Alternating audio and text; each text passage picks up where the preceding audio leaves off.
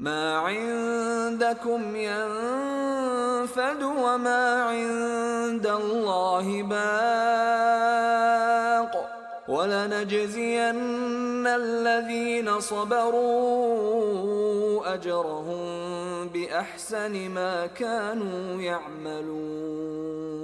This is the complete guide to Monk Mode Extreme, the Islamic edition. So first of all, you may ask, why do I need Monk Mode Extreme?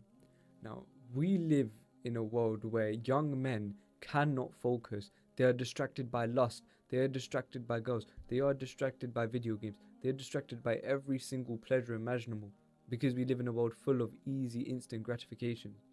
Now, if you keep relapsing into these habits, if you keep wanting to go after girls, wanting to go to parties, if you can't get the work done, then you need Monk Mode Extreme.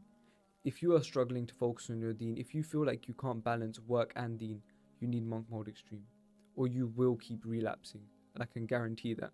Monk Mode Extreme is a deadly protocol. It will burn you out like crazy, and I don't care if it burns you out. What it will do for you is you'll progress 6 months of progress in 1 month, even a year if you fully stick to it. And there are 6 crucial steps. The first step is, well, like I said before, eliminate all your distractions. No social media, no Instagram, no TikTok, no YouTube, nothing. Only if it's for business purposes. No junk food. I don't care if your mum ordered you KFC. Unless it's like a family reunion or something, no. Even then, who's not making food then? No, that's a given anyway. But even more important when you're rewiring your brain with Monk Mode Extreme, because Monk Mode Extreme will rewire your brain. No video games, no Netflix, that should be obvious, bro. You're literally watching someone else live a life rather than you live your own exciting life. How useless and stupid is that? You tell me. Look at yourself next time you're watching something. Look, take out a mirror, take out your phone like always on TikTok, yeah? And look at how your facial expressions are when you're watching a movie, when you're playing a game. Your face is dead straight, like, it doesn't mean anything. You are not actually happy from it. It's just passing time. The second step, have both a spirituality and a worldly goal. Remember, Allah subhanahu wa ta'ala created this book as a guide, so take something from it. If you want to have the goal of reading 1 chapter or the whole book in 30 days, whichever you believe is achievable for you, do it and write it down and know that you have that goal written down. Then have a worldly goal as well. So for me, I want to get predicted 3 A stars, inshallah, of course. Say inshallah in the comments as well. In maths, further maths, and computer science. And then also you should have sub goals. So for me, that's still consistently going to the gym. That will be still working on my tutoring business. For you, that might be something as simple as going on a walk. That might be something as simple as meditating for 10 minutes a day. No matter what it is, it should be 2 to 3 sub goals that also benefit your main goals. So my business allows me to fund everything. I can pay for a tablet for school. And the working out helps my physical body. And if my physical health is good, my mental health will be good, meaning I can focus for longer. Next, wake up early. Have a morning routine. You know what? I'm going to spit some free game for you guys. You can have my morning routine for free. Wake up 4:30 a.m. 4:30 a.m. to 4:40 a.m. Wash my face, make wudu, pray. From then till 6, deep work, my first deep work session. That means computer is off, I just have a timer. I have my work, so usually I'll do a past paper for further maths or maths in this time. And just smash through it. Lock your door for all I care. Put your phone in the bathroom or somewhere else where you're not going to look at it. And then you can grab it once you're done. And get in the habit of sitting down and doing some work in that time because your mind is the most fresh at that time. Then 6 a.m., 6:30, cold shower, ice cold. Of course, you have medical problems, different. But if not, ice cold shower and then skincare. Obviously, I'm trying to, get my skin better as well. And if you're like me, struggling with acne, then skincare. If not, I don't know, wash your face, whatever you need to do. Then workout. So for me, it's calisthenics nowadays, 4 days a week. I do my calisthenics routine, and if not, I will read or I will do the rest of some homework that I had laying around. Then 7:30, get ready and go to school. That's it. It's really that simple. You don't need to be doing every single thing you see in these stupid TikTok edits of Patrick Bateman and seeing, oh, you're taking a gua sha, rubbing it on your face, or, you know, drinking some concoction. No, you're better off fasted. Just drink some water and maybe black coffee. You shouldn't overfill yourself. Why are you rewarding yourself with food when you've done nothing throughout the day? And obviously, if you're really skinny, trying to put on some muscle, it might be a bit different, and that might aid your goals. If not, it just doesn't make sense because your focus is the best when you haven't eaten.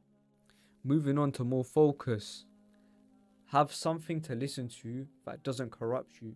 So, obvious recommendations would be the Quran, would be nasheeds. But I also use dark noise and white noise, which are literally, it sounds a bit like TV static or a bit like water in the background. It's nothing harmful.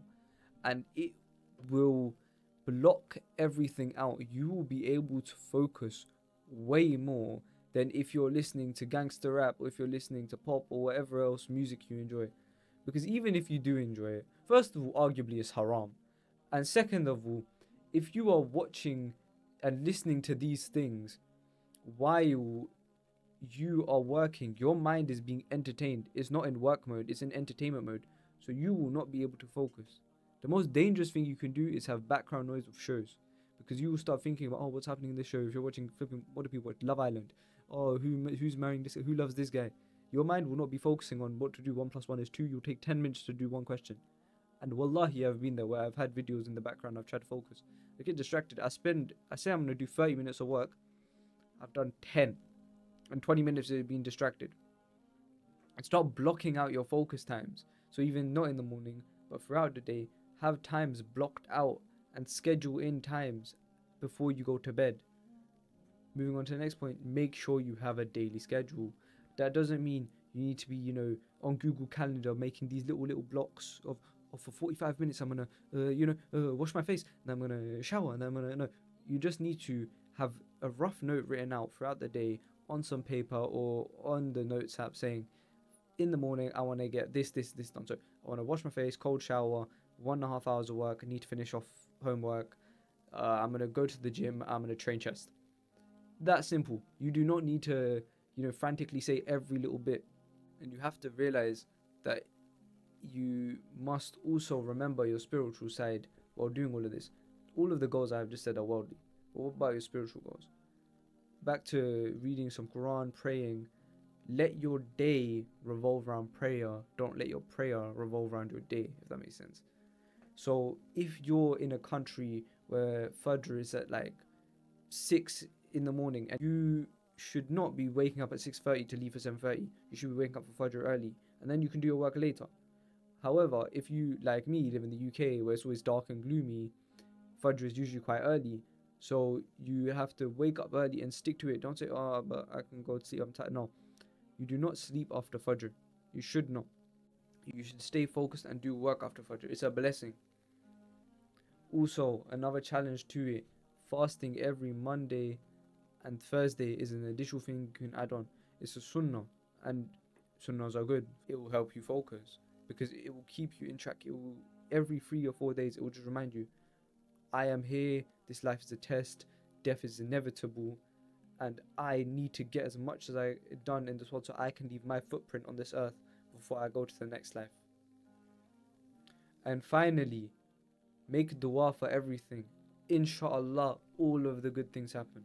Inshallah, you are successful in your business. Inshallah, you pass university. Inshallah, you do good A-levels. If you're not making dua, what is the point?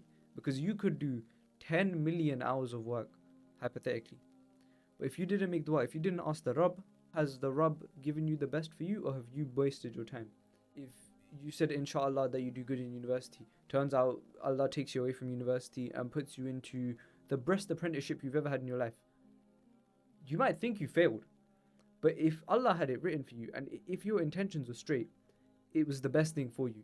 And it was the best thing that can happen to you. So always rely on dua and keep your focus down, keep your head down. Don't let distractions get to you, because otherwise you're going to end up like everyone else.